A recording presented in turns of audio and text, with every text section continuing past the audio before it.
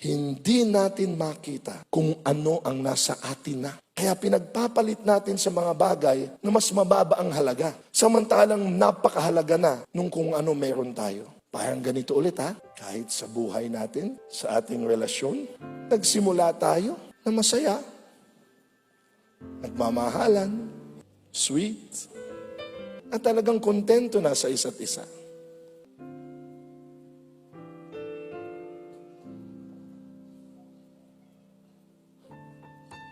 Pero minsan, sadyang susubukan tayo para makita mo yung halaga ng kung ano meron kayo.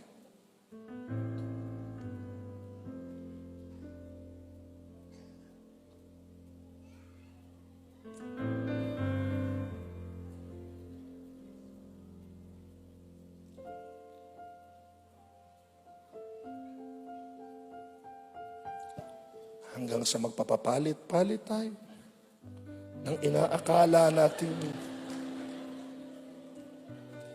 mas pleasing to the eye.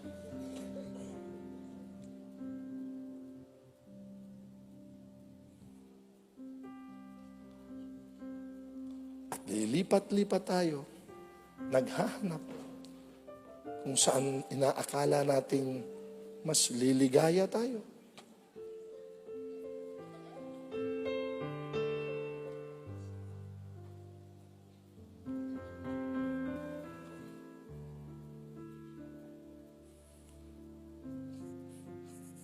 Pero dadating at dadating na ikaw ay mabubuking.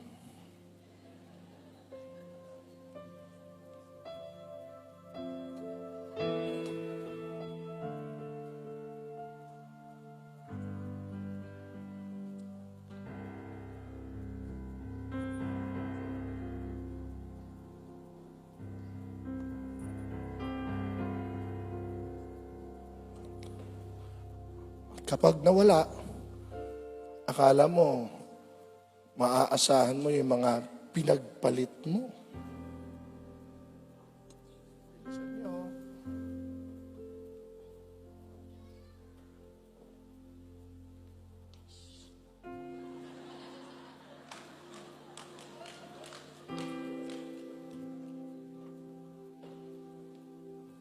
Sa isang nawala.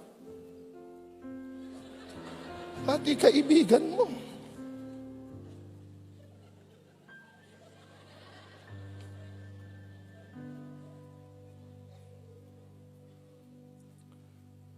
Pero di ba ganyan yung nangyari kay Adan at kay Eva? Nasa kanila na ang lahat, pero natukso sa hindi dapat. Kaya sa higit na paghahangad, nawala ang lahat. Mabuti na lang, ang Diyos palagi may nakalaan na bagong pagkakataon.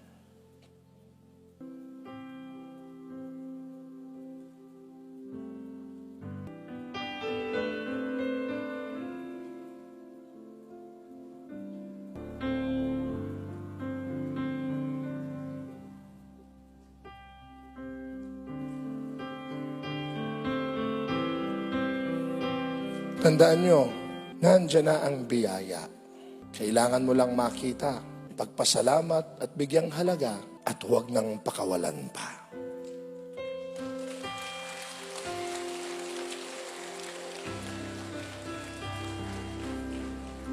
You already have more than enough.